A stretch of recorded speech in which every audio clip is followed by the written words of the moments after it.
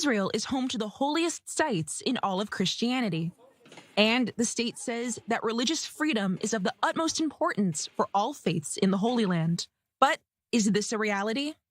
A pre-Christmas study from the Central Bureau of Statistics found that Israel's Christian community is thriving, boasting some of the highest education levels in the country and a steady population growth. 84% of the community says that they're happy with their lives here in Israel. But church leaders here in Jerusalem are saying that the report isn't the full story. At the Lutheran Church of the Redeemer in Jerusalem's Old City, Bishop Azar worries for the future of his community and says drastic changes need to be made or Jerusalem risks losing its Christian character, which is why he is joined with the Jerusalem patriarchs and church heads in a show of solidarity, sending a joint letter addressed to the state of Israel ahead of Christmas about the state of Christians in the Holy Land. Very clear that we are, as Christians, proud to be a part of the nation, of the people in the Holy Land, that we are here since 2,000 years.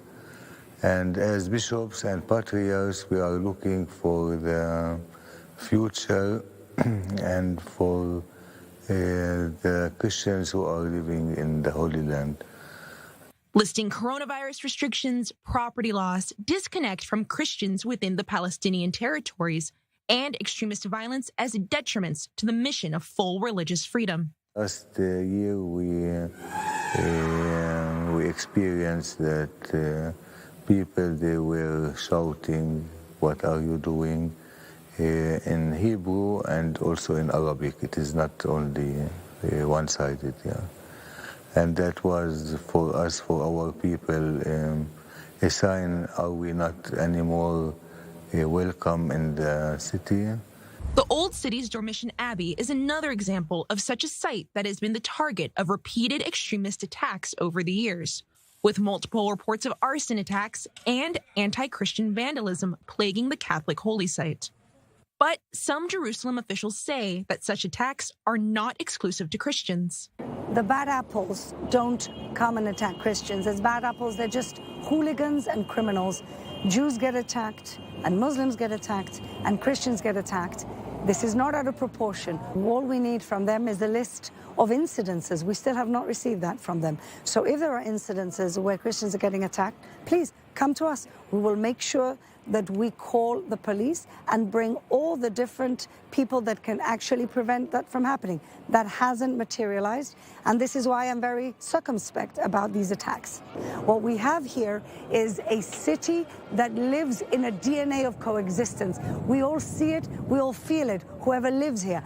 The statement not only drawing strong reactions in Israel, but around the world, reaching the Archbishop of Canterbury and the World Council of Churches. Israel's foreign ministry spokesperson responded over Twitter, denouncing the statement as an incitement for violence. Meanwhile, in Jerusalem, some say Christian fears are not only religious, but representative of a much larger problem. 40% of the population, the Palestinian population, including the Christians in the city, they recognize Israel as an occupation, as an occupying power.